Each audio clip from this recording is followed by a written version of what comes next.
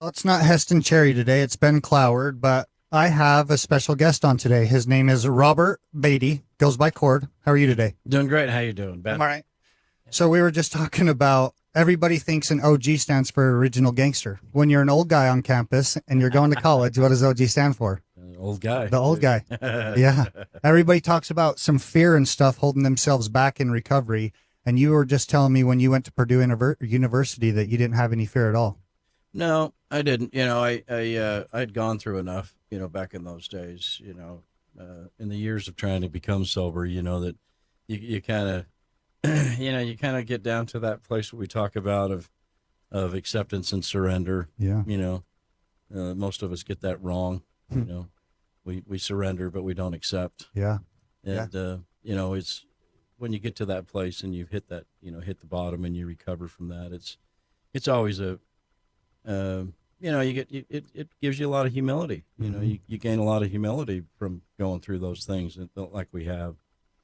That's a really good way to put it too, because like fear can hold me back in my recovery, but I've already had so many fears I've had to face in my addiction. Like, why would I allow fear to hold me back anymore? Yeah, exactly. So, you gotta make a decision. You're going to get on with your life. There's life in recovery.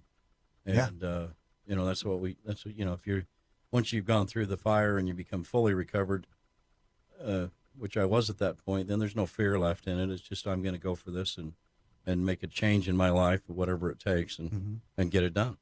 Yeah. And you just talked about like the fun in recovery or stuff. A lot of people, like, I always thought that the fun was in my addiction was the partying and stuff. And I didn't think that I could have fun being clean at all. And which is like total lies. You know what I mean? I have more fun in my recovery than I ever did in my addiction. Speaking of having fun, like we were just talking about like some of the bad things that you had done back in like 2010. And I want to get on, I want to talk about like depression and stuff today with you, but Yeah. let's talk about like some of the stuff when you were depressed, like back in 2010, you were talking about like stuff you'd went through with suicide stuff and alcohol damn near killing you. Did it take you to a hospital bed like it did me? Well, it certainly did. I mean, prior to 2010, I mean,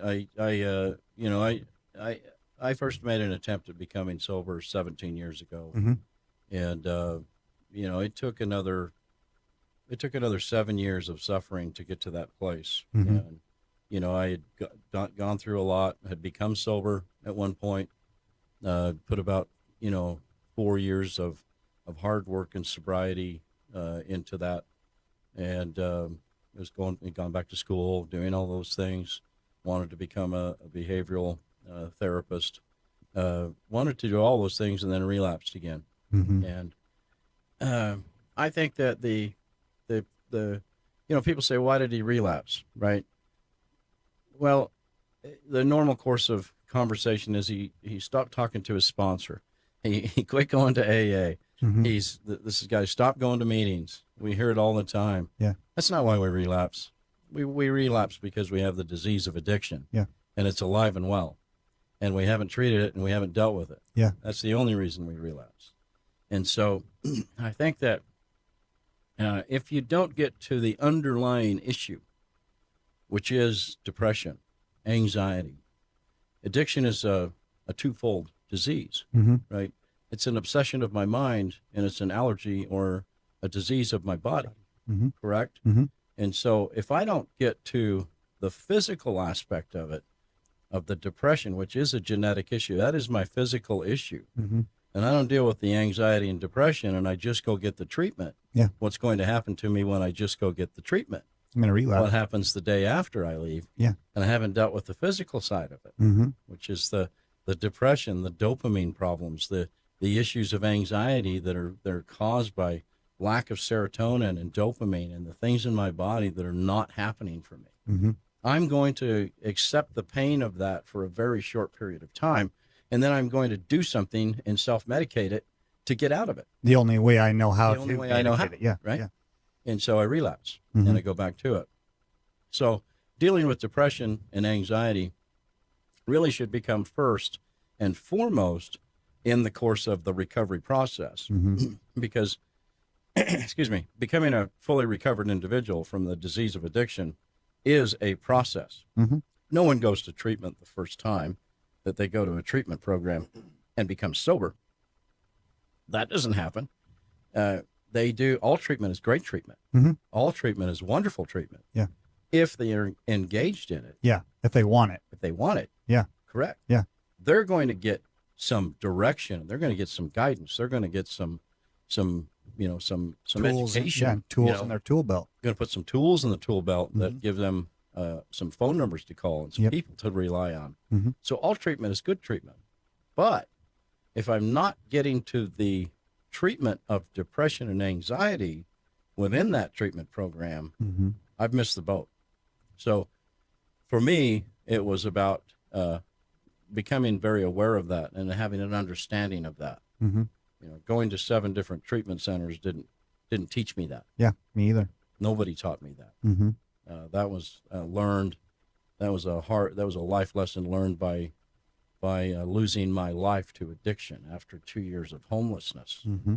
and being in a hospital bed, having attempted suicide twice unsuccessfully, Mm-hmm. and having a doctor tell me that the amount of alcohol and drug consumption that I had been doing for a long period of time had finally taken my life.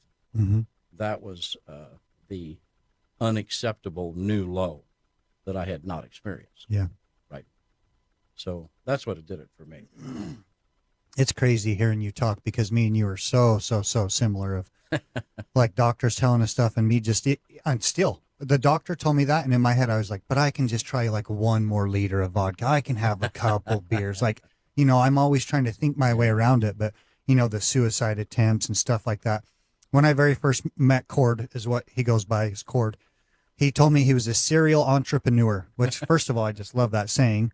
Second of all, I see what you have nowadays and hearing you talk about you being homeless and stuff before. Like anybody out there listening to this show can get clean and start over going to school at 46 years old. He graduated from Purdue University. He started going to school when he was 46. That's an achievement in its own. Like you're just telling me you're there on campus. Yeah, you feel like the old guy because you are the old guy. The old pervert on campus. But my heck, you graduated with your master's degree. That's an achievement in its own, let alone owning your own company and stuff. Like when you think back at that, think back of when you were homeless in Salt Lake till now. What do you think about recovery, yourself, anything? I always think that the honest truth of that is that I can see the journey of it. Right? Mm-hmm. Recovery is a journey. Yeah, very much. It is not an overnight thing. Mm-hmm. If you're listening to me on this, I'm sorry to be the bearer of bad news. Yeah. It is not an overnight process. It takes work, Mm-hmm. and you need to work at it. Relapse is a part of the recovery process. Recovery in relapse is a part of the recovery process. Mm-hmm. Relapse after recovery is a part of the recovery process. And you have to get into a frame of mind of understanding that there's a process to this Mm-hmm. and work to be done that you must engage in. Yep. So when I look back on all of those 17 years of suffering and working through to that day in 2010 when I could take my last drink, Mm-hmm. My last use of drugs in 2010, I look at that as all of that 7 years as the journey, Mm-hmm. the process, the recovery process journey. Yeah.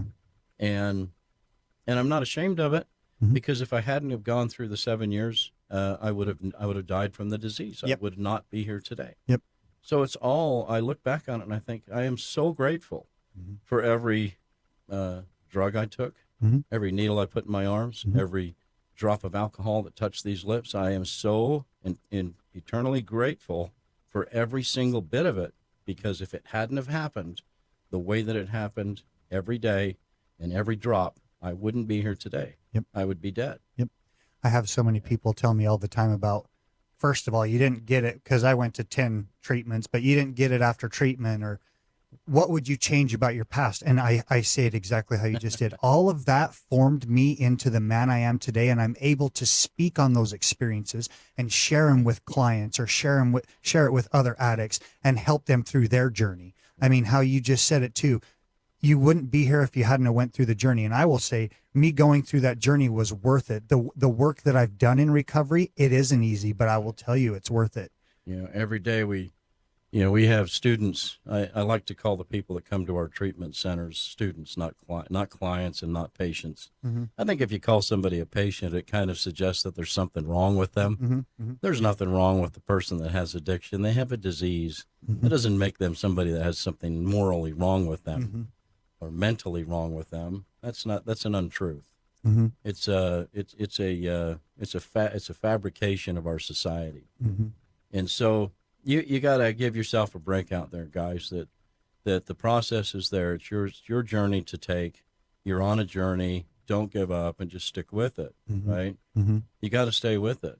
And, you know, every day we have students at one of our centers across America that listens to, you know, one of our podcasts or our programs, or they watch part of our learning management system videos or whatever. And they reach out to me and they'll send me emails saying, nobody ever told me this. Like, nobody ever told me that when I relapsed yesterday or last night or last week, that it's okay. This was an okay thing, that as long as I was learning something from it. Mm-hmm. How come you're doing that and nobody else will? And I said, because we need to educate everybody for that purpose. Every person in this world, in society, looks at addiction as a moral issue Mm-hmm. for the most part. Not everybody, I shouldn't say that. But for the most part, by and large, our society looks at it as a moral issue. Yep. He's deciding to be this way. Mm-hmm. So if somebody in our programs relapses from drugs or alcohol and they go back out and they spend some time out there and they come back, we always contact them. We don't want them to leave the program. Yeah. We don't want to kick them out of our program. That's something that we don't do. Mm-hmm. Why would we? That's like kicking a cancer patient out of a hospital. Why would we do that? Agreed. Agreed. We say, you know, what did you learn from it? You're in this process, so what are you learning? Mm-hmm. You know, the water's hot. That's what we usually learn. Yeah. Yeah, exactly. It's really hot. I also like how you kind of changed the verbiage, because USARA's doing a lot of stuff with that. Like how when people go to AA, I'm Ben, I'm an alcoholic. NA, I'm Ben, I'm an addict. But you're like labeling yourself, like you kind of said with the clients and the patients. Yeah. Like it's different as soon as you change that verbiage. I'm Ben, I'm a person in long-term recovery. Or how you say, Yeah. I'm Robert, I'm recovered. Like Yeah. as soon as you change that verbiage, everything changes in your neural pathways, the way you think about yourself, the way you feel about yourself, the way I treat you, the way I treat myself. Like just changing that verbiage too of I'm not going to scold you when you go out and relapse. I'm going to be here with open arms and love you still the same. Hopefully you learn something from that and you don't just go back out and do that again. That changes everything. Well, it changes, your perception changes. You know, one of the things that we teach early on in our groups is that the 12-step program is a miraculous tool, Mm-hmm. Unbelievably miraculous spiritual tool to bring somebody through the journey of a full recovery. Mm-hmm. And if you look at the 12-step program as it's written back in 1934, there's the word recovered shows up 28 times in those writings in that book. Mm-hmm. The word recovery does not. It is not written anywhere in the book. Mm-hmm. And so we get into a habit of saying that I'm in recovery, or I'm living in recovery, or I'm working a recovery program. Mm-hmm. Well, doesn't that suggest that we're still in our addiction as well? Hmm. And we haven't gone through the journey and the process and the work required to be recovered. Mm-hmm. Mm-hmm. Yet the first words that we read in that book are, this is a story of how thousands and thousands, and by today's day and age, millions and millions of people have fully recovered. Yep. These are the words of the book, of the teachings of this. And so there is this stigma for all of us that are seeking recovery, that are seeking a spiritual life, that are seeking the freedom from addiction. Mm-hmm. There's this stigma that I'm going to be stuck in a recovery program for the rest of my life. Yep, I was there. Yeah, I thought that same. Yeah, thought it. And this is so far from the truth. Yeah. Why don't we tell people the truth? We need to educate people. Mm-hmm. We need to educate parents and their families and their brothers and their sisters and their clergymen and the businessmen around them and their spiritual leaders and the teachers in their schools that this is okay. This is a disease we're dealing with. There's nothing wrong with you. We just got to get you through this. You got to be willing, right? Yeah. Yeah. So it just takes education. One of the biggest parts of that too is, I mean, we were kind of talking about it. Gosh, I got a frog in my throat before we started here about no matter what, addiction has touched every single person's life in America, probably in the world, whether it's your specific life, a loved one, like as in a kid, a child, a parent, or a cousin, or one of your best friends. It's literally got its fingers out in the world like that much, especially nowadays. So to educate people, because my mom, I mean, she was a BYU graduate, cheerleader there. I mean, she was sheltered. So for me to talk to my mom about shooting heroin or even drinking alcohol was foreign to her. She had no idea. So the education part is so imperative because, I mean, I have mothers reach out to me today about a kid that their kid is really struggling and they have no clue how to help them. And I just either have to sit down and talk with them, which that's a lot of time. I will do it. But I'm also saying, like, send them somewhere like Codependency Anonymous or Al-Anon or anything like that. You know, nowadays we have the internet. You can Google anything. You know what I mean? Like, just educate yourself, because not all that, you also don't want to enable them, but you also don't want them to go out and die either. You know, so education, I totally agree with you. I feel like every American needs to be more educated on this. So you can never have enough information or education on it. We've got to spend the time on it and open up everybody's eyes to this, that if you got to listen, if one of your children or someone is a loved one that's close to you and your family is struggling from addiction, don't indict them morally. This is an individual that is actually someone that needs your help, whether they're ready or not. They need to hear from you that what's happening to them, it's part of a process, that it's okay, that you're here for them, that when they decide to get the help that they need, that you're here to help them in any way that you can. Not to say, well, Johnny makes a decision to do this, he's burned every bridge in the family, we don't want anything to do with Johnny. Sure, that's part of the disease as well. We get it, everybody does. But don't indict him, because of his disease. Give him a hand up. You know, the rest of society is already indicting him, or you know what I mean, is already making him feel crappy. He's already being told by every single person in his entire existence, Johnny, you need to quit drinking. He's already being told that by every single person in his existence. He doesn't need that from you. He's probably telling himself that too. He's telling himself that. He certainly doesn't need it from the people that are closest to him, that he loves. He does not need that from them. What he needs for them to do is to hold out their hand and say, how can I help you? Help you. Yep. Hand up, not a handout. I love how you said that, because that's for sure. Exactly. Yeah.